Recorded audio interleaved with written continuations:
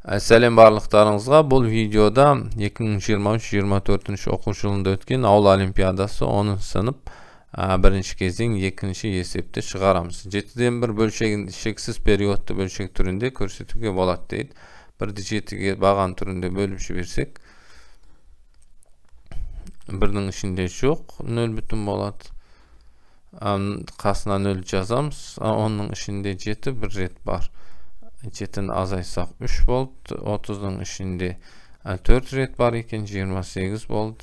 Азайсақ 2 қалдық болады, 2-ның қасына 0 жазсақ 20, 20-ның ішінде 2 рет бар екен, 14 болады.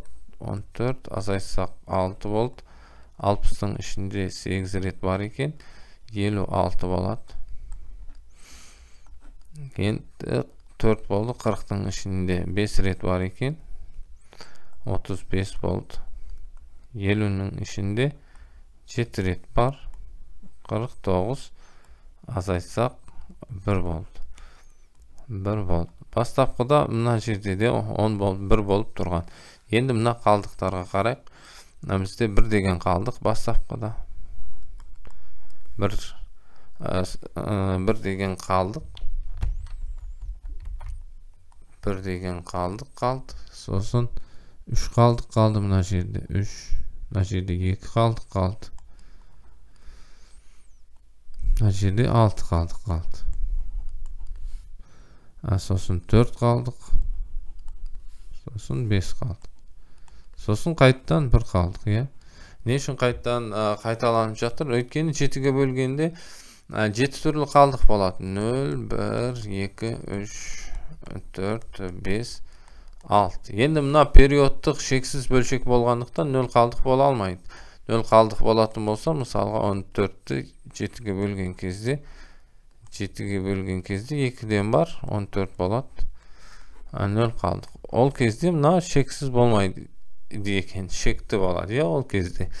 Енді шексіз болу үшін 0 қалдық бола алмайды екен. Қалған мына 6 қалдықтың кез келгені бола алады. Барлығы қайталанып қойды, сондықтан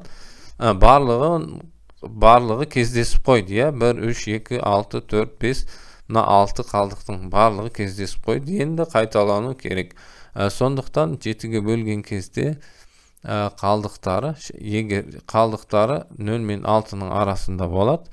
Және 0 мына жерде шексіз болғандықтан 0 бола алмайды. Сондықтан 1-ден 6-ға дейінгі болғандар барлығы кездесіп қойды. Қайттан 1 болып жатыр екен. Енді сондықтан мына жерде де әр 6 цифрада қайталанып отырады екен. Сол енді мына 2023 деп тұр. Мына 9 сыныпта да осындай есеп кездескен еді, бірақ мына жерде 100 деп тұрған еді.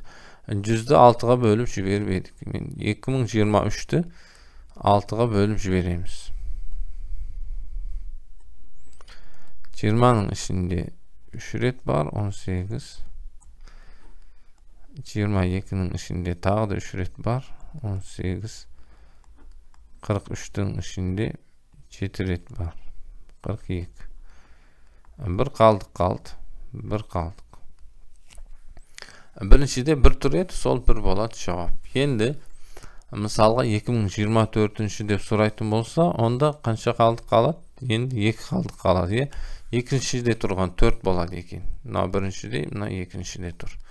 Мысалға 2025 деп сұрайтын болса, е. 2025 деп сұрайтын болса, онда 3 қалдық болады. Мына үшіншіде 2-ні жауапқа жазады екеміз. 4, 5, 6 деп қояйын.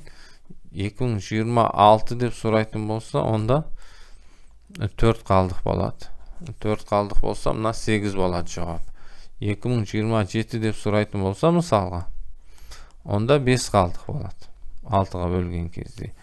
5 қалдық болса, онда 5-шіде тұрған мына 5 цифрасы жауап болады екен. 2028 дейтін болса, онда мынау 6-ға бөлініп тұр, қалдық 0 қалдық болады.